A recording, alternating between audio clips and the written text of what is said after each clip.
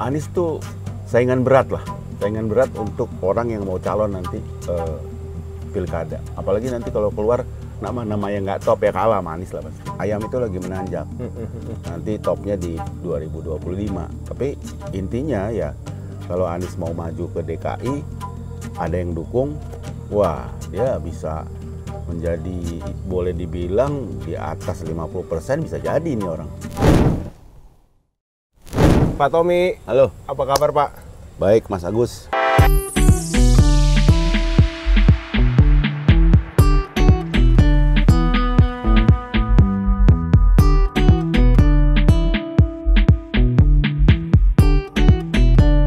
Boleh teman-teman yang mau nginep, boleh loh hubungin ke podcast Kontrapeso aja, dapat harga spesial, tempatnya enak. Ya, di cukup strategis juga, ke Ubud deket, ke Denpasar ya cukup deket lah, tapi lebih deket ke Sentral Ubud.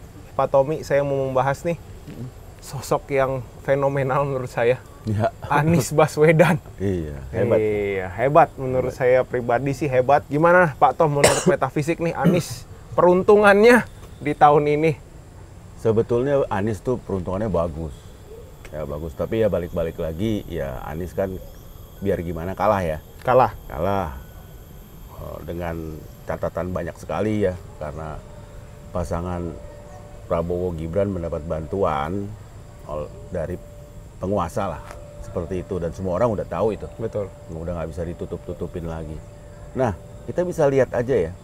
Anies sama Muhaimin itu bisa ngalahin Ganjar dan ini Mahfud MD. Wah, hebat. Berarti memang tahun ini dia bagus. Meskipun Ganjar juga sebetulnya bagus ya. Ganjar sama Mahfud tuh bagus. Tapi dikalahin oleh Anies. Berarti Anies itu bagus. Nah, nantinya nih nggak tahu dia mau kemana sih sebetulnya.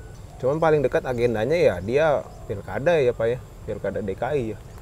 Iya, kalau saya ketua partai sih saya dukung Anies.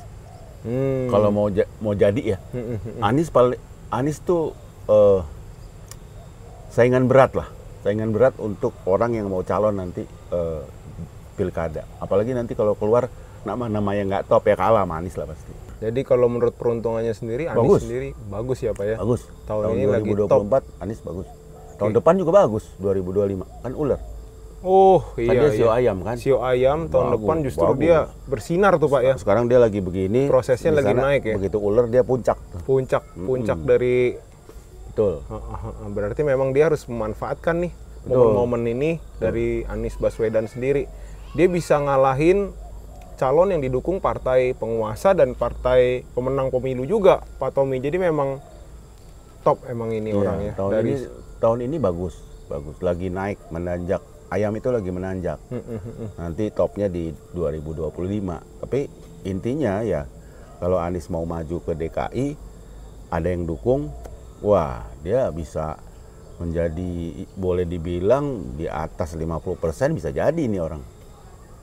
Kalau di atas 50% kan berarti udah pasti jadi tuh. 50 plus berapa jadi. Jadi. Kecuali kita belum tahu nih, kita belum lihat lawannya siapa. Betul. Kalau tahu ada nongol lawannya yang misalnya misalnya Sio Kebo kayak Pak Jokowi.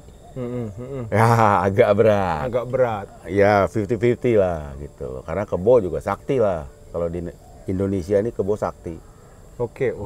Jadi gitu. Terus kalau relasinya sendiri Pak, dia sama calon penguasa nih Pak, si Prabowo dan Mas Gibran nih, relasi secara metafisiknya gimana Pak Anies sama Prabowo Gibran? Karena biar gimana dia nanti kan bergerak di bawah bayang-bayang dua penguasa yang akan datang ini. Ciong. Bertolak belakang. Kan kelihatan kan antara Prabowo sama Anies sebetulnya udah sulit bersatu lagi. Susah lah kalau menurut saya bersatu lagi antara Anies dan Prabowo. Jadi Anies mengharapkan misalnya jadi menteri, kayaknya enggak deh. Prabowo nggak akan mau karena kelinci. Gitu. Jadi dia melihat Anies udah boleh dibilang apa ya, udah ya nggak suka aja, mendingan udahlah nggak jadi gitu. Apalagi ya pasangannya wapresnya juga kelinci, sama-sama kelinci. Ya udah sama-sama nggak suka itu aja sebetulnya. Jadi Anies ya kalau menurut saya ya bagus sih, mendingan ikut pilkada. Karena kalau dia ikut pilkada DKI dan dia menang, dia kan bisa punya daya tawar. Karena biar gimana DKI itu ya tetap pusat ya. Pusat, betul. Meskipun nanti mau jadi IKN yang jadi apa ibu kota, tapi DKI kan masih top lah. Untuk ekonomi ya DKI lah. Perputaran ekonomi. Nggak ada yang lawan DKI. Di DKI semuanya. Fasilitas sudah lengkap. Tempat lain belum bisa. Menyaingi DKI ya, Pak. betul. Iya, jadi memang kalau dari bawah bayang-bayangnya Prabowo Gibran sendiri, Anies bisa jadi dia harus cari. Karena kalau kita lihat berita-beritanya Pak, belum ada nih yang mau mendukung Anies di pilkada. Karena pilkada kan sebentar lagi di tahun ini juga akan ada pilkada serentak. Ini yang lucu Pak Tom, kalau kejadian Anies didukung PDIP di pilkada.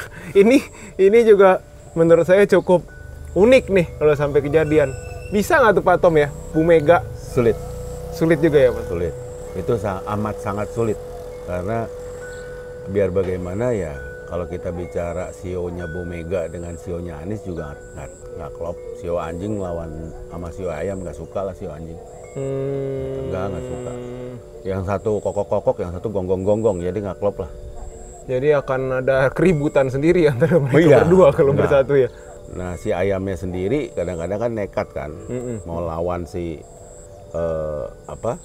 anjing tuh. Kalau kita lihat di video-video lucu-lucu kan gitu, anjing bisa dikejar tuh sama ayam kan gitu. Nah, intinya itu aja. Jadi nggak mungkin lah 80% Bu Mega nggak lah kalau ke Anies.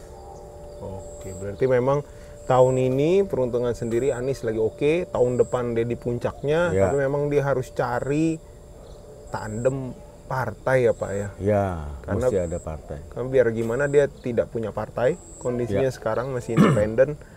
Di pemilu dia juga cukup bagus hasilnya, walaupun terlepas dari dia tetap kalah, tapi cukup bagus. Dan memang kalau kita lihat dari pola koalisi yang terbentuk sekarang, pengusungnya dia udah lari ke Prabowo semua Pak.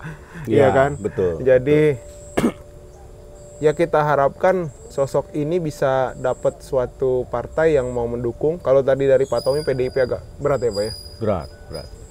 Ya salah satunya Anies kenapa juga bisa runner up ya. Dia bisa runner up, dia nggak bisa jadi juara, maksudnya nggak bisa jadi presiden.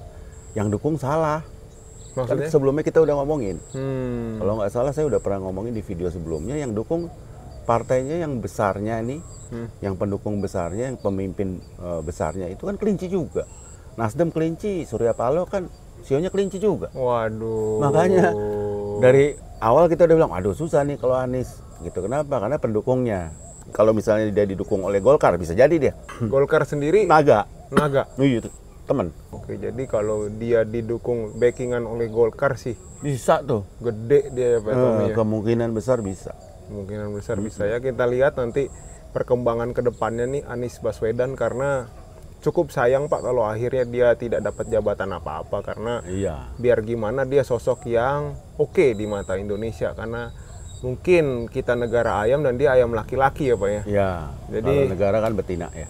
Jadi kita masih bisa lah dipimpin oleh Anies Baswedan.